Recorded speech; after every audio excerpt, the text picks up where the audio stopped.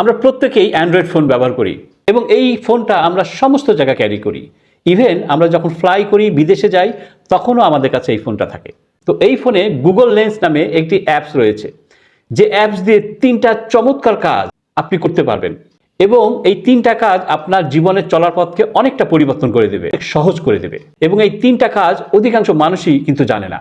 তো চলেন দেখে নেওয়া যাক। তার আগে ছোট্ট একটি রিকোয়েস্ট, আপনি যদি আমার এই পেজে নতুন হয়ে থাকেন, ভালো কিছু জানতে এই পেজটিকে ফলো করে দেওয়ার অনুরোধ রইল।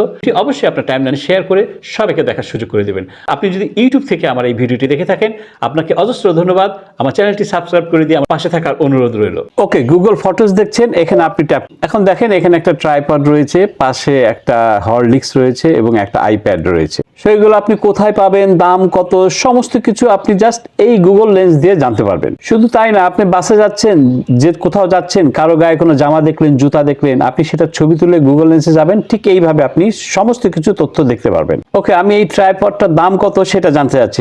ট্রাইপডের সামনে আমি মোবাইলটা ধরবো, ধরে ক্যামেরাটা ওপেন করে এই যে গুগল লেন্স দেখছেন, এই গুগল লেন্সে আমি ট্যাপ করব। এখন গুগল লেন্স কিন্তু এটা আপনার ক্যাপচার করে নেবে। আপনি একটা এই যে সার্চ দেখছেন, এখানে আপনি ট্যাপ করে দিবেন এবং প্রথমে রয়েছে ট্রান্সলেট, তারপরে সার্চ, তারপরে হোমওয়ার্ক। আপনি হোমওয়ার্কে ট্যাপ করে দিবেন।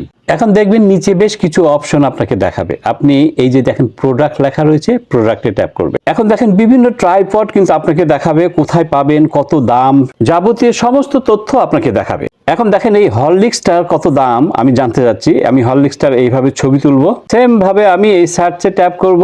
এখন নিচে এই প্রোডাক্টে ট্যাপ করলে এই হরলিক্সের যাবতীয় তথ্য আপনার সামনে চলে আসবে, কত দাম, কোথায় পাবেন, সমস্ত কিছু। এখন দেখতেই পাচ্ছেন একটা আইপ্যাডের এটার দাম কত আমার জানতে ইচ্ছা করছে। সো এই সেম ভাবে আমি ছবি তুলবো এবং প্রোডাক্টে ট্যাপ করলেই কিন্তু কোথায় পাবেন, কত দাম, সমস্ত কিছু আপনাকে শো করবে। এখন গুগল লেন্সের চমকপ্রদ আরেকটি কাজ দেখাবো, এটা সবারই কাজে আসে। আমরা অনেক সময় ইউটিউব বা গুগল সার্চে গিয়ে অনেক কিছু সার্চ করি এবং দেখেন এই যে সার্চ লিস্টগুলা, এটা কিন্তু আমাদের অনেক সময় কাজে আসে। এখন আপনি চাচ্ছেন এটাকে জাস্ট সেকেন্ডের ভিতরে টাইপ করতে, অথবা কোনো লেখা আপনি ইন্টারনেট থেকে বা মোবাইল থেকে পড়ছেন, সেই লেখাটা জাস্ট মুহূর্তের ভিতরে আপনি টেক্সট আকারে নেবেন। সো এটার জন্য আপনি একটা জাস্ট স্ক্রিনশট নিয়ে নেবেন। আমি একটা স্ক্রিনশট নিলাম। এখন আপনার ফোন থেকে গুগল ফটোজে আপনি চলে আসবেন, যেটা স্ক্রিনশট নিলেন সেটা আপনি ওপেন করবেন। এখন নিচে দেখতে পাচ্ছেন গুগল লেন্স রয়েছে আইকন, এখানে আপনাকে ট্যাপ করে দিতে হবে। এখন দেখেন একটা ফ্রেমের ভিতরে আপনার এই টেক্সটটাকে নিয়ে আসবে। আপনি এটাকে ক্রপ করবেন, যতটুক লেখা আপনার দরকার ঠিক ততটুক লেখা আপনার এই ফ্রেমের ভিতরে রাখতে হবে।